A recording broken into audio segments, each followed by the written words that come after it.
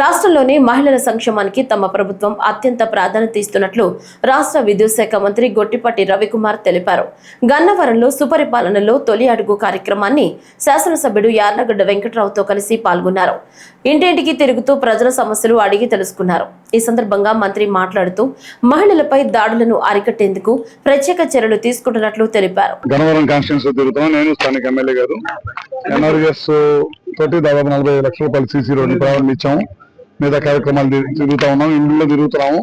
సంవత్సరం పరిపాలనలో మనం ఇచ్చిన పథకాలన్నీ కూడా అడుగుతున్నాం, అన్నిటి కూడా అందుతున్నాయి లేదని, అమ్మఒడి కానీ, తల్లికి వందనం కానీ, మిగతాది పెన్షన్స్ కానీ ఇవన్నీ కూడా అందుతున్నాయి అన్నారు. ఎక్కువగా అవుట్ సైడ్స్ కావాలన్నారు, వాటిని కూడా ప్రభుత్వం దృష్టిలో పెట్టుకుంది. మనం ఎలక్షన్ ముందు ఏదైతే హామీలు ఇచ్చామో అన్నింటిని కూడా తప్పకుండా నెరవేరుస్తాం.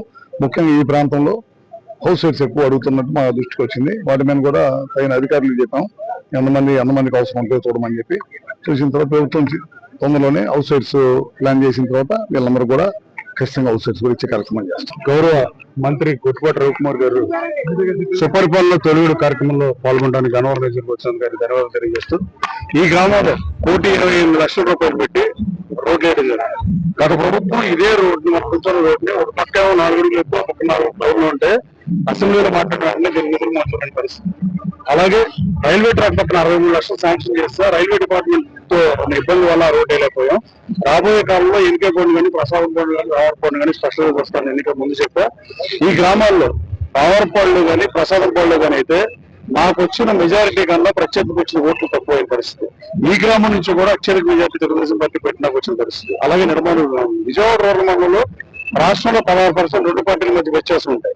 నా గన్నవరం మండలంలో 8% వచ్చినా, బాబులపాడులో 9% వచ్చినా, ఊటూరులో 3-4% వచ్చినా, ఇక్కడ విజయవాడ రూరల్ మండలంలో 25% నాకు మెజార్టీ వచ్చిన పరిస్థితి.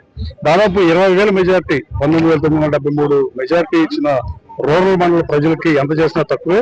అలాగే విజయవాడ రూరల్ మండలంలో ఉండి, విజయవాడ టౌన్ లో భాగంగా ఉండి సిఆర్డీఏ ట్యాక్స్లు కానీ, హౌస్ ప్లాన్ కానీ అన్ని ట్యాక్స్లు విజయవాడ నగర పౌరులతో పాటు కడతా ద్వితీయ శ్రేణి పౌరులాగా ఈ 9 గ్రామాల ప్రజలు బతికే పరిస్థితి నాకు నచ్చట్లే. దాన్ని అసెంబ్లీలో ముఖ్యమంత్రి గారి దృష్టికి తీసుకెళ్లా. విఎంసీతో చాలా సార్లు సంప్రదింపులు జరిపినా వాళ్ళు నీళ్ళు ఇస్తాకి రెడీగా లేరు. అవసరమైతే విఎంసీలో కలిపేసైనా వచ్చే శాసనసభ సమావేశాల్లో ముఖ్యమంత్రి గారితో మాట్లాడి